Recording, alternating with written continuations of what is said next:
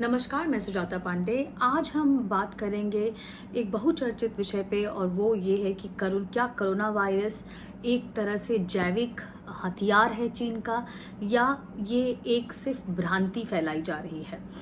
तो इसके पहले जो हम इससे बात करें तो अगर आपको याद होगा तो कोरोना वायरस को विश्व में आए हुए 2019 में आया था ये, और आज हम 2021 में हैं और आज तक हमको कोरोना वायरस के बारे में बिल्कुल पुख्ता रूप से सब कुछ नहीं पता।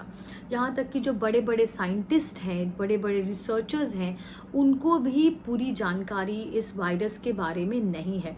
जो लक्षण पहले वाले वेव में थे वो लक्षण सेकेंड वाले वेव में चेंज हो गए हैं, जो इंडिया में पाया गया है। एक देश में जो जिस कोरोना वायरस के कारण लोग मर रहे हैं, उससे भारत में अलग लक्षण से लोग मर रहे हैं। पंजाब में जो वेरिएंट पाया जा रहा है वो दिल्ली वाले वेरिएंट से अलग है, और इसके साथ साथ ये वायरस म्यूटेट भी कर रहा है, मतलब अपने रंग रूप बदल रहा है। तो जिस तरह से जो आंध्रा वायरस की स्ट्रेन की बात की गई थी, वो पंजाब और दिल्ली दोनों के जो यूके वेरिएंट था उससे भी अलग है। तो इससे एक चीज़ तो साफ है कि ये एक ऐसा वायरस है जो दुनिया ने ना कभी पहले देखा था, ना कभी उसके बारे में कोई रिसर्च हुआ था या अंडरस्टैंडिंग हुई थी, या उसके बारे में कोई स्टडी है, या उसका कोई पीछे का कोई ट्रेल है। अब जब से ये वायरस हुआ है, हमको पता है कि ये वुहान से लीक हुआ था, चाइना के एक शहर वुहान से ये लीक हुआ था, और इसके बारे में अलग अलग थ्योरीज हैं। एक थ्योरी ये कहती है कि ये जो है वुहान के लैब से गलती से स्केप हो गया था। दूसरी थ्योरी कहती है कि इसको डेलिबरेटली चाइना ने विश्व में रिलीज किया, ताकि वो एक तरह से बायो वॉर, एक और छद्म युद्ध छेड़ सके। और क्योंकि आज के इस समय में युद्ध होना आसान नहीं है। जो पहले के समय जो आर्मी का जो युद्ध है वो होना आसान नहीं है, क्योंकि उसमें आपको बहुत सारे से डिप्लोमेटिकली आपको देखना पड़ता है, बहुत सारी चीज़ें होती हैं जिसको न्यूक्लियर वॉर करना आसान नहीं है। लेकिन बायो वॉर करना आसान है, क्योंकि जो इसकी प्रोसीजर होती है वो बहुत ही शायद वो 0.5% होती है, जो कन्वेंशनल जो वेपन का कॉस्ट होता है। इसको आप आसानी से एक जगह से दूसरे जगह लेके जा सकते हैं। इसकी कोई पहचान नहीं है, इसकी कोई स्कैनिंग नहीं हो सकती। बहुत तरीके हैं इसको छुपाने के, एक देश से दूसरे देश पहुंचाने के। तो ऐसी बहुत सारी बातें हैं जिसको कॉन्स्पिरेसी थ्योरी कहते हैं कि ये जो कोरोना वायरस है, एक तरह से चीन ने विश्व के खिलाफ और भारत के खिलाफ भी एक जैविक हथियार बना के इस्तेमाल किया है। अब हम पहली रिपोर्ट देखते हैं, जहाँ पे जब ये बात कही गई कि ये जो है चाइना किस तरह से ये वायरस डेवलप कर रहा था, जो कि एक बैट का जेनेटिक वायरस था, मतलब चमगादड़ों के जेनेटिक से वायरस था, और वहाँ से वो लैब से निकल गया, जिस पे बहुत सारी रिपोर्ट्स भी आई हैं। जैसे कि अभी हाल ही में एक रिपोर्ट आई है, निकोलस वेडका के साइंटिस्ट हैं, उन्होंने कहा है कि ये किस तरह से जो प्राकृतिक वायरस होते हैं उनसे ये अलग है, और कैसे ये वायरस पहले ही जो मनुष्य के जीन्स के लिए अडेप्टेड था। तो ये एक बहुत आश्चर्यचकित बात उन्होंने अपनी रिपोर्ट में कही है, और ऐसे बहुत सारे सवाल खड़े किए हैं जो कि चाइना को कटघरे में खड़ा करते हैं।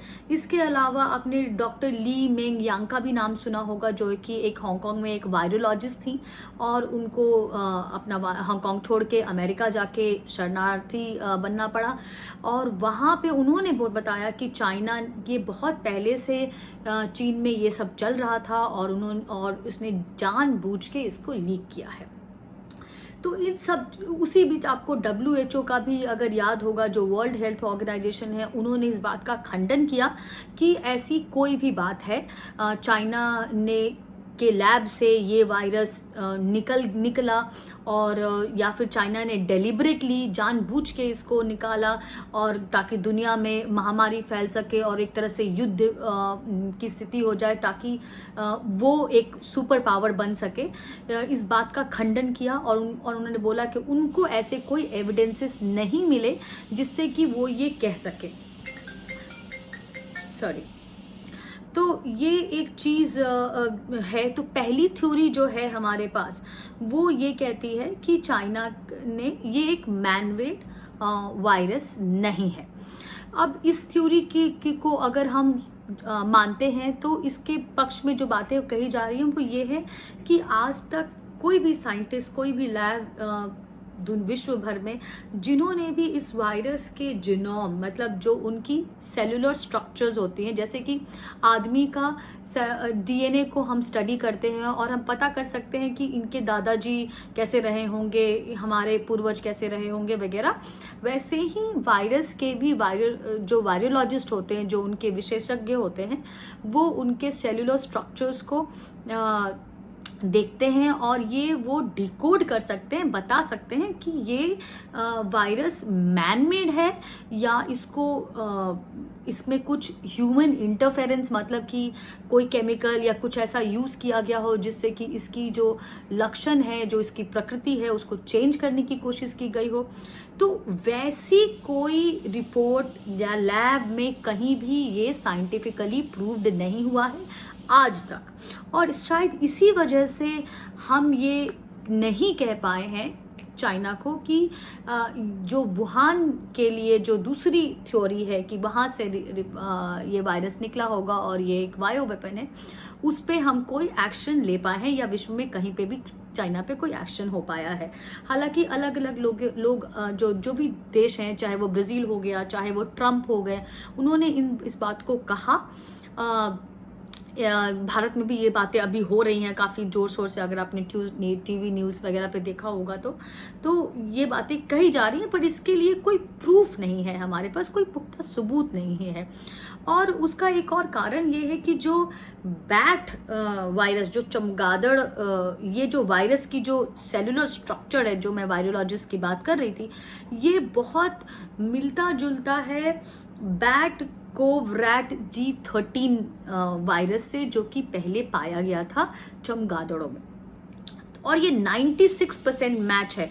तो एक तरह से जो पहली थ्योरी है वो ये प्रूव करती है कि एक तो पहले कि कहीं पे भी इस वायरस के, जब हम सेलुलर स्ट्रक्चर पे हम उसको देखते हैं तो कहीं पे भी हमको ये प्रूफ नहीं मिलता कि इसमें कहीं भी छेड़छाड़ की गई है, और दूसरी ये बिल्कुल 96% ये उस वायरस से मिलता है जो कि पहले बैट में पाया गया था।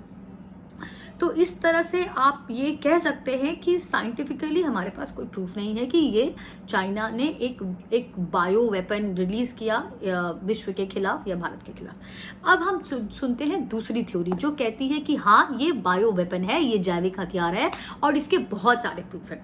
एक तो चीज़ जो मैं आपको बहुत सिंपल तरीके से बताऊंगी वो ये कि आप देखिए कि भारत एक ऐसा देश है जिसके आसपास बहुत सारे देश हैं, जैसे पाकिस्तान हो गया, नेपाल हो गया, एक तरफ बांग्लादेश हो गया, दूसरी तरफ श्रीलंका हो गया। तो ये जो दूसरा वेरिएंट है वायरस का, वो अगर बिहार में है और यूपी में है, लेकिन वही वायरस का वेरिएंट नेपाल में नहीं है, जबकि आपको पता है कि लोग आते जाते रहते हैं, काफ़ी मूवमेंट होता है, तो ऐसा कैसे पॉसिबल है कि एक जगह हो और दूसरी जगह नहीं हो। यही सारी चीज़ आपको दिखाई पड़ती है जो पाकिस्तान है का जो पंजाब है और भारत का पंजाब। भारत के पंजाब में ये कोरोना वायरस का जो सेकेंड वेरिएंट है, जहाँ पे ऑक्सीजन की कमी हो जाती है और लोगों के फेफड़े सबसे पहले अफेक्ट होते हैं, वो वहाँ उसके केसेस हैं। जबकि वही आपको वाघा में नहीं है, अटारी में है, वाघा में नहीं है। उसके बाद आपको यही चीज़ें आपको दिखती हैं कि वो बंगाल के बॉर्डर्स तक है, हमारे पश्चिम बंगाल के बॉर्डर्स तक है, लेकिन वही वायरस का स्ट्रेन आपको बांग्लादेश में नहीं दिखता। तो ये एक बहुत आश्चर्यचकित करने वाली बात है। यही चीज़ें अरुणाचल प्रदेश में हो रही हैं, लेकिन चाइना ने जो अंदर तक आ चुका है वहाँ पे ये केसेस नहीं है। तमिलनाडु में चीजें हैं, केरला में हैं, लेकिन श्रीलंका में ये चीजें नहीं हैं। वहां पे हो सकता है, लेकिन वो पहला स्ट्रेन है, वहां पे भी हो सकता है कि वायरस है, लेकिन वो पहला वाला है, ये दूसरा वाला नहीं है। और जिस तरह से ये फैल रहा है, आप कैसे मान सकते हैं कि वो एक देश के भीतर इतनी सफाई से वो सिर्फ उसी के सीमाओं के भीतर है और बाहर वो नहीं कर रहा है। तो इससे एक कॉन्स्पिरेसी थ्योरी का जन्म होता है। दूसरी चीज जो आप अगर ये देखेंगे कि ये वायरस फेज बाय फेज आया। पहले इसने जो 60 से ऊपर के लोग थे उनको अपना होस्ट बनाया, और उसमें आपको सारे विकसित देश चाहे वो अमेरिका हो, यूरोप हो, ब्रिटेन हो, यूके हो, ऑस्ट्रेलिया हो, फ्रांस हो, ये सारे जो यूरोपियन यूनियन का जो देश है वहाँ पे आपको देखने को मिला। भारत में भी देखने को मिला, पर हमने क्योंकि विश्व का सबसे स्ट्रिक्ट, सबसे कड़ा लॉकडाउन लगाया, और शायद वो हमारे जेनेटिक्स के लिए इतना म्यूटेटेड नहीं था, तो हमको इतना असर देखने को नहीं मिला। लेकिन जो दूसरा वाला वायरस का जो वेव आया, जो सेकेंड वेव आया, वो पहले वाले वेव से बिल्कुल अलग था, और किसी को भी नहीं अंदाजा था कि इसमें ऑक्सीजन की कमी हो जाएगी अचानक से। क्योंकि पहले वगैरह अगर आप देखें तो इसमें सैनिटाइज करो, हाथ धो, मास्क पहनो और आप कोरोना से बच सकते थे। जो सेकेंड वेव है उसमें सबसे पहले आपको बहुत सारी ऐसी चीज में एसिम्टोमेटिक है, जो आरटीपीसीआर टेस्ट के रिपोर्ट्स हैं वो बिल्कुल नेगेटिव आ रहे हैं लोगों के, और सिटी स्कैन पे पता चल रहा है कि आपको वायरस है। और जब तक आपको पता चलता है आपके लंग्स जो है वो 65-75% इन्फेक्टेड हो चुके होते हैं। तो ये बहुत तेजी से फैलता हुआ और बहुत तेजी से रंग बदलता हुआ वायरस है। जो थर्ड वेव आने को कहा जा रहा है, वो उसमें बोला जा रहा है कि वो बच्चे इन्फेक्ट होंगे उससे। तो एक तरह से ये वायरस नया होस्ट बना रहा है, और इसकी वजह से इसकी रूपरेखा और इसके जो इसके परिणाम है वो बहुत मुश्किल है बताना। लेकिन इसके साथ साथ अगर आप एक चीज, वो मेरा दृष्टिकोण है, वो ये है कि शायद जो पहली जो वेव आई थी उस समय अगर आप देखें तो हमारे साथ चाइना के का युद्ध भी एक तरह से होने की स्थिति में थे हम, पेंगोंग लेक पे, जहाँ पे चाइना ने बुरी तरह से मात खाई, क्योंकि वो तैयार नहीं थे इस तरह के भयावह स्थिति में करने के लिए, जो कि हमारी आर्मी तैयार थी।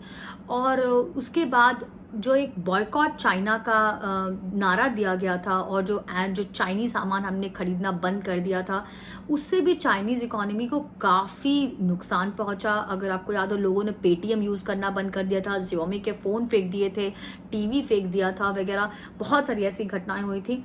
तो वो एक बहुत बड़ा साइकोलॉजिकल प्लस इकोनॉमिकल धक्का था चाइना को।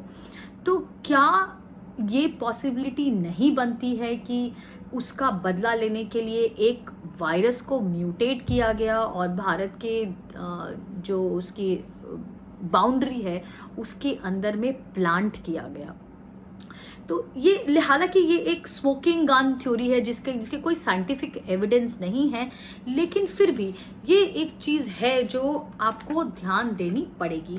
साथ ही साथ थोड़ी बहुत जो WHO की भूमिका है वो थोड़ी संदेहास्पद रही हुई है, क्योंकि आज तक WHO ये तो कहता रहा है कि चाइना की कोई भूमिका नहीं है और लैब से ये वायरस निकला और लीक नहीं हुआ है, लेकिन आज तक WHO ये प्रूव नहीं कर पाया कि इसमें चाइना का हाथ नहीं है और ये एक नेचुरल वायरस है। ये ऐसी कोई प्रूफ आज तक WHO नहीं दे पाया है। साथ ही साथ ये भी कुछ खबरें आई थी कि जो चाइना के लैब, जो वुहान में लैब था, वहाँ पे चाइनीज मिलिट्री का भी इंटरफेरेंस था। तो वो सारी खबरें भी इस बात को इस अब इसको अफवाह कह लीजिए, भ्रांति कह लीजिए, या theory too, conspiracy theory too कह लीजिए, इसको हवा देती है कि शायद ये एक बायो वॉर हो सकता है। तो ये एक चीज है, और इसमें बहुत एक गौर करने वाली बात है कि जिस जगह से ये वायरस निकला, वुहान से निकला, उस जगह को छोड़ के पूरे चाइना में कोई इफेक्ट नहीं पड़ा। न्यू ईयर पे वहां पे पार्टियां हो रही थी, लोग जा रहे थे, ये कर रहे थे, जबकि सारा विश्व मरने वालों की संख्या गिन रहा था। इटली में 10,000 लोग रोजाना मर रहे थे। अमेरिका में अब तक 5.5 लाख लोग मर चुके हैं, और ऐसी चीजें हो रही थी। और चाइना की इकोनॉमी, चाइना एक अकेला ऐसा देश है जिसकी इकोनॉमी ने राइज किया है इस पूरे पैंडेमिक में, इस पूरे वैश्विक महामारी में, जबकि दुनिया की बेस्ट इकोनॉमी अमेरिका से लेके भारत की तो कोई बात ही नहीं, तो वैसे कहीं पे भी कोई भी इकोनॉमी में बढ़त देखने को नहीं मिली है। तो ये कैसे हो सकता है कि सारे विश्व में वायरस का आतंक है और चाइना में नहीं है? ऐसा क्या है? या तो वो जानते हैं वायरस को और उन्होंने एंटीबॉडीज बनाई है, तो वो शेयर क्यों नहीं कर रहे हैं? उनकी जो लैब में एक्सेस क्यों नहीं है? कुछ भी पारदर्शिता नहीं है। तो अगर आप इन सब चीजों को देखें तो एक चीज तो जरूर है कि शायद इस सेकेंड थ्योरी में, जो कॉन्स्पिरेसी थ्योरी है कि ये एक वायरस, ये एक बायो वॉर हो सकता है, इसमें कहीं ना कहीं थोड़ी बहुत तो दम है, उसको बिल्कुल नकारा नहीं जा सकता। और आज समय है जबकि साइंटिस्ट लिख रहे हैं और बाकी लोग भी बात कर रहे हैं, जो देश इससे पूरी तरह से अफेक्ट हुए हैं वो सब बात कर रहे हैं। तो आप सन मैगजीन में छपा है, आपने ब्राजील के प्राइम मिनिस्टर ने बात किया है, तो ये बहुत सारी चीजें आ रही हैं, एडिटोरियल्स लिखे जा रहे हैं, बाकी सारी चीजें आ रही हैं, इससे खबरें जो ये पॉसिबिलिटी पे बात कर रहे हैं कि क्या एक ये बायो वॉर है चाइना का। तो आज विश्व को क्या करना चाहिए? इसका तोड़ क्या हो सकता है?